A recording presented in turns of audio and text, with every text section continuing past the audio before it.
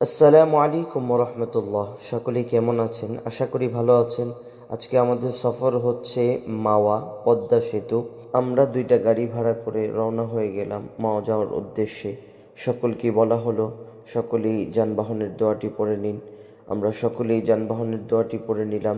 বিসমিল্লাহি তাওয়াক্কালতু আলাল্লাহ সুবহানাল্লাযী সাখখারা লানা হাযা ওয়া মা কুন্না লাহু মুকরিনিন ওয়া ইন্না ইলা রাব্বিনা লামুনকালিবুন। আমরা আল্লাহ তাআলার উপর পূর্ণ ভরসা রেখে রওনা হয়ে গেলাম। আলহামদুলিল্লাহ, সুন্দর মতো আমাদের সফর শুরু হয়ে গেল। এই যে আমাদের মাথার উপরে বিস্তৃত আকাশ, দেখতে যতটা সাধারণ, ভিতরে ততটাই অসীম রহস্য লুকানো। কখনো নীল সাদা মেঘে ভরা, শান্ত ও কোমল, কখনো মেঘলা মন খারাপের মতো ভারী, আবার কখনো সূর্যাস্তে রঙিন হয়ে ওঠে, লাল কমলা সোনালি, এক অপূর্ব ছবির মতো। আকাশটা বড়ই নীল, মেঘগুলো ভাসে ধীর, মন যেন হারিয়ে যায় সেই নীলরই নীর। কখনো সে হাসে রোদে, সোনালি আলো ছায়ায়, কখনো মেঘের আড়ালে নীরব কাঁদন ঝরায়। আমরা প্রকৃতির দৃশ্য দেখতে দেখতে চলে আসলাম জাতির পিতা হজরত ইব্রাহিম আলাইহিসসালাতু ওয়াসসালাম এক্সপ্রেসওয়ে।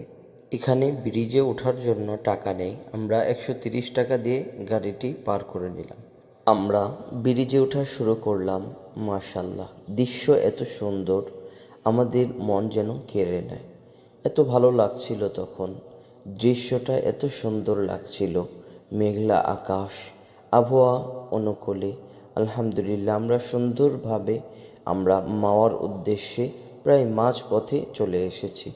রাস্তা শুধু চলার পথ নয়, এটি যেন জীবনের গল্প বলার এক নীরব সঙ্গী। কখনো সবুজ গাছের ছায়ায় ঢাকা, কখনো শহরের ব্যস্ত আলোয় ভরা। প্রতিটি রাস্তারই রয়েছে আলাদা সৌন্দর্য। তাই সুন্দর রাস্তায় মানে শুধু গন্তব্য নয়, প্রতিটি মুহূর্তই এক একটি স্মৃতি। আমরা দেখতে দেখতেই মাওয়া ঘাটে চলে এসেছি।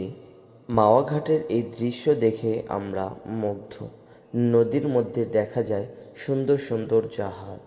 গাড়ি থেকে নেমে অনেকটা দূর হেঁটে আসার কারণে মুখ শুকিয়ে গিয়েছিল। এই জন্য সুন্দর করে মুখটি ধুয়ে নিলাম এবং জোহরের নামাজ পড়ার জন্য সুন্দর করে ওযু করে নিলাম। যেহেতু ফার্স্ট টাইম আমাদের এখানে আসা, পদ্মা সেতু আমরা দূর থেকে দেখে আমাদের মন ভরে গেছিল। আমরা যখন আরও কাছে যাই, আমরা এমন একটি দৃশ্য দেখতে পাই যা দেখে আমাদের মন আরও আনন্দে নেচে ওঠে। আমরা যখন সামনের দিকে অগ্রসর হচ্ছিলাম, ব্রিজের কাছাকাছি যখন যাই, তখন দেখি পদ্মা সেতুর উপর দিয়ে বাস চলাচল করছে, নিচ দিয়ে ট্রেন যাচ্ছে।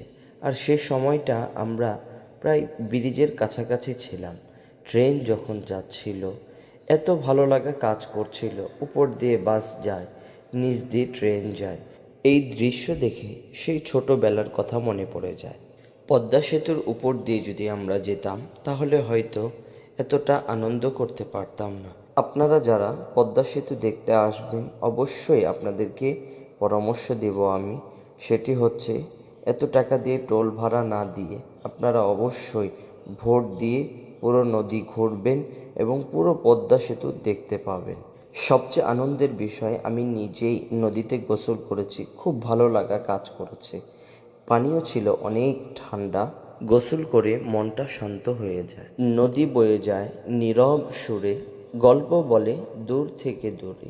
কখনো শান্ত, কখনো বেগ, জীবন যেন তারই রেগ। ঢেউয়ের মাঝে হাসির ছোঁয়া, কখনো আবার কান্না বয়ে আনা। আমরা মাওয়া সফর শেষ করে মিনি কক্সবাজারের উদ্দেশ্যে রওনা হলাম। যেই ব্রিজে এখন আমরা উঠছি, এই ব্রিজকে বলা হয় মরিচা সেতু। আমরা এখন মরিচা সেতুতে উঠছি। আমরা এই মরিচা সেতুর পরে আরও কয়েকটি সেতু পাড়ি দিব। এখন আমরা যে রাস্তা দিয়ে যাচ্ছি, সোজা গেলে আমরা ঢাকা চলে যাব। আর আমরা যদি বামে যাই, তাহলে আমরা মুন্সিগঞ্জে চলে যাব। আমাদের গন্তব্য যেহেতু ঢাকা মিনি কক্সবাজার, এই জন্য আমরা সোজা চলে গেলাম। দৃশ্য আমাদের কাছে এত ভালো লাগছিল, প্রকৃতির দৃশ্য এত সুন্দর, না জানি আল্লাহ তাআলা কত সুন্দর। সূর্য আলোর উৎস, জীবনের প্রেরণা। প্রতিদিন নতুন করে উঠে বলে যেন আবার শুরু করো। ভোরের সূর্য যখন লাল আভা ছড়িয়ে ওঠে তখন মনে হয় নতুন স্বপ্নের শুরু। আজকের ভিডিও এই পর্যন্তই। সকলেই ভালো থাকবেন। আবার দেখা হবে নতুন কোনো ভিডিও নিয়ে।